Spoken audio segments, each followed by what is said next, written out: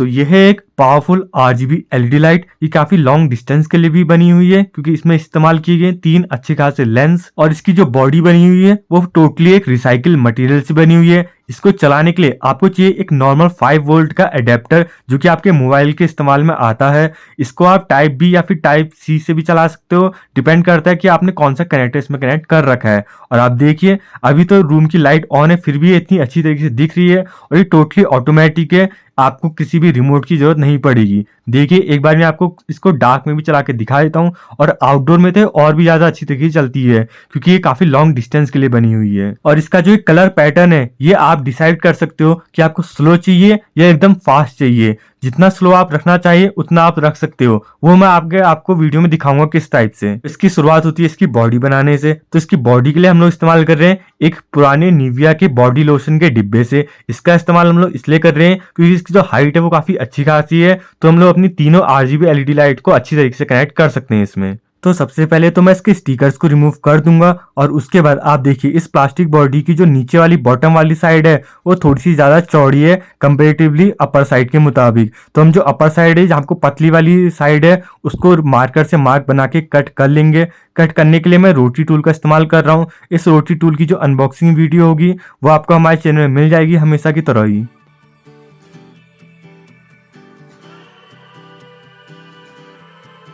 तो हमारा यहाँ आपको बॉक्स कट के और धोकर बिल्कुल रेडी हो चुका है। अब हमें इसकी बैक साइड में एक रेक्टेंगुलर शेप में कट लगाना है। ये कट आपका कोई भी साइज में डिपेंड नहीं करता है क्योंकि ये सिर्फ आपको अंदर एलईडीज को फिट करने के लिए चाहिए। अब हम लोग इस्तेमाल कर रहे हैं एक पीवीसी पाइप की शीट जो हमने अपर साइड में कट लगाया था, उस पार्ट को कवर अप करने के लिए इसको मैं अच्छी तरीके से फेविक्विक की मदद से चिपकाऊंगा।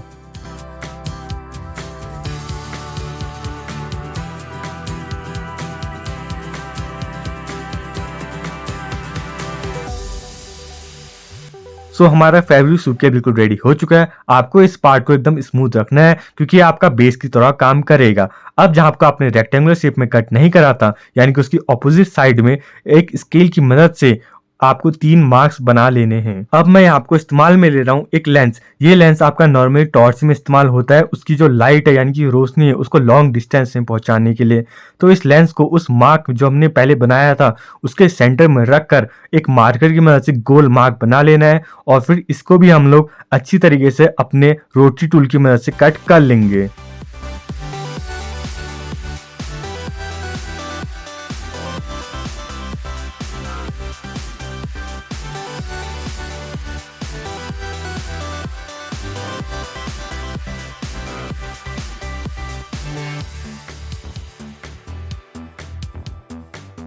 तो यहाँ आपको अपने तीनों सर्कल्स कट के रेडी हो चुके हैं। आपने देखा होगा पहले मैंने इसको कट करा, उसके बाद लेंस को फिट करके देखा कि इसमें फिट हो रहा है या नहीं हो रहा है, और उसके बाद सैंडिंग टूल की मदद से इसको अच्छी तरीके से सैंड कर लिया। अब मैं तीनों लेंस को एक एक करके फिट करके देख रहा हूँ कि तीनों लेंस अच्छी तरीके से फिट हो रहे हैं। अभी मैं इनको ऑपोजिट डायरेक्शन में फिट कर रहा हूँ, इसके बाद मैं इनको अच्छी तरीके से फिट करूंगा बाद में। तो मैं जो आपको एलईडी इस्तेमाल कर रहा हूँ यह है 9 वॉट की आरजीबी एलईडी। 3 वॉट यहाँ आपको रहती है रेड, 3 वॉट रहती है ब्लू और 3 वॉट रहती है ग्रीन। तो ये काफी हाई टेम्परेचर में रन करती है, तो इसकी टेम्परेचर को कंट्रोल करने के लिए आपको हम लोग हीट सिंक प्लेट का भी इस्तेमाल करेंगे। एलईडी को हीट सिंक प्लेट में लगाने के लिए आपको चाहिए एक हीट सिंक पेस्ट। इसको आप लोग अपने हीट सिंक एल्यूमिनियम प्लेट में लगाएंगे और उसके बाद उसके ऊपर एलईडी को रखेंगे, और उसके बाद हम लोग अपनी सोल्डरिंग कर सकते हैं।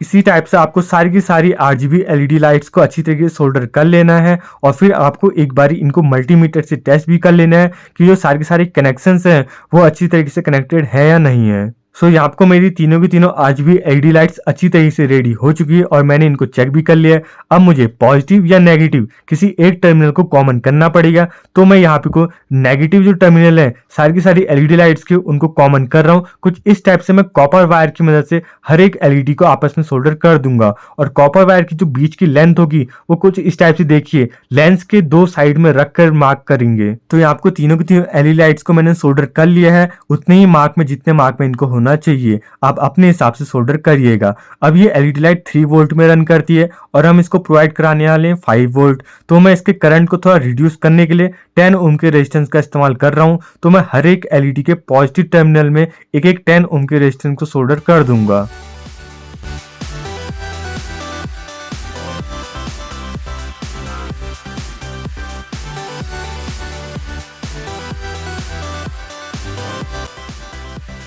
यहाँ आपको हर एक एलईडी के पॉजिटिव टर्मिनल में एक एक 10 ओम के रेजिस्टेंस को सोल्डर करके हमने एक्स्ट्रा वायर को कट कर लिया है। अब मैं आपको रेड एलईडी के तीनों वायर्स के टर्मिनल्स को, यानी कि हर एक एलईडी के जो रेड टर्मिनल है उनको आपस में सोल्डर कर दे रहा हूँ एक एक रेड वायर की मदद से। आप देखिए मैंने तीनों जो एलईडी है उनके पॉजिटिव वायर, यानी कि जो रेड एलईडी का पॉजिटिव वायर होगा उन तीनों को आपस में सोल्डर कर लिया है कुछ इस टाइप से।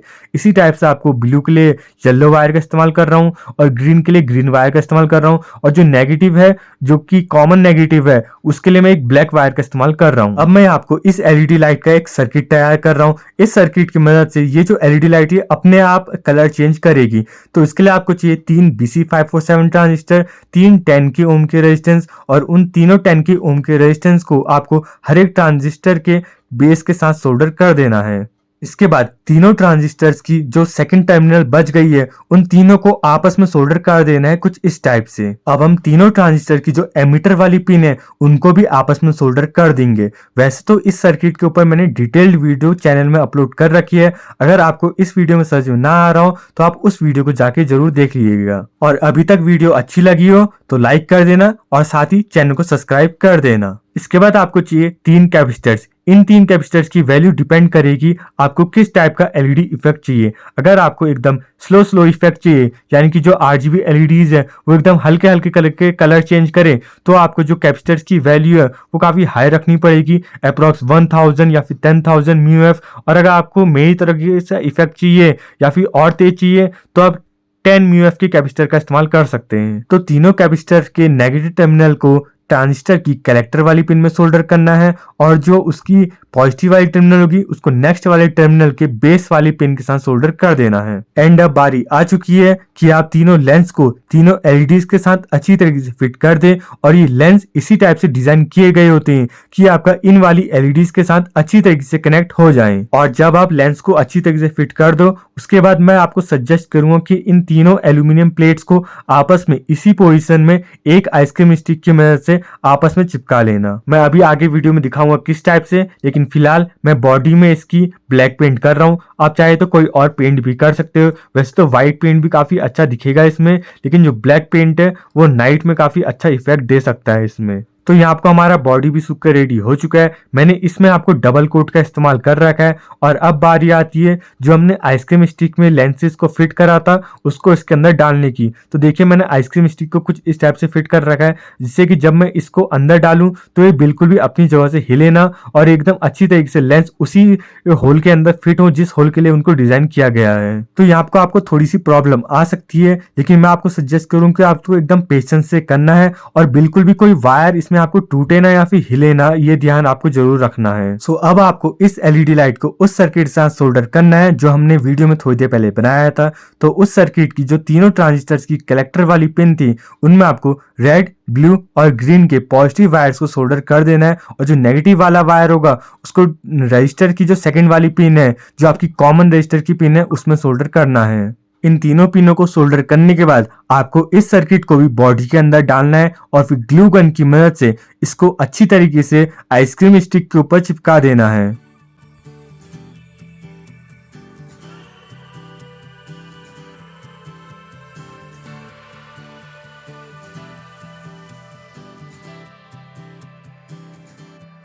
तो यहाँ आपको हमारा सर्किट भी अच्छी तरीके से चिपक चुका है। अब इस एलईडी को पावर अप करने के लिए हम लोग आपको इस्तेमाल कर रहे हैं एक जो मोबाइल का यूएसबी होता है उसका फीमेल वाला कनेक्टर। आप चाहे तो डायरेक्ट इसको बैटरी से भी रन कर सकते हो। मैं आपको फिलहाल के लिए टाइप बी यूएसबी का इस्तेमाल कर रहा हूँ। इसके लिए मैं आपको एक होल करूंगा।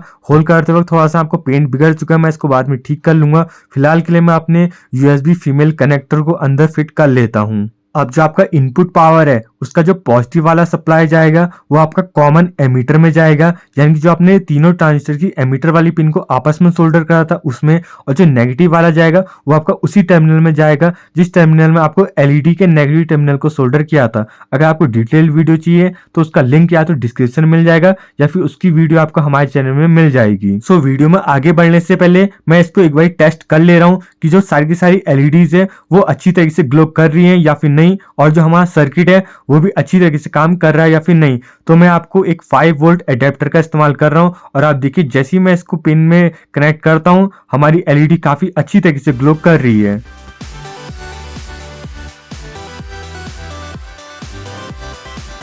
अब हमने जो शुरुआत में एक रेक्टेंगुलर पीस को कट करा था उसको दोबारा से बैक साइड में चिपकाने की बारी आ चुकी है। तो पहले मैं इसमें ब्लैक पेंट करूंगा और उसके बाद एक ब्लैक टेप की मदद से कुछ इस टाइप से, अभी आप देखेंगे किस टाइप से मैं इसको चिपका दूंगा एकदम अंदर वाली साइड पे।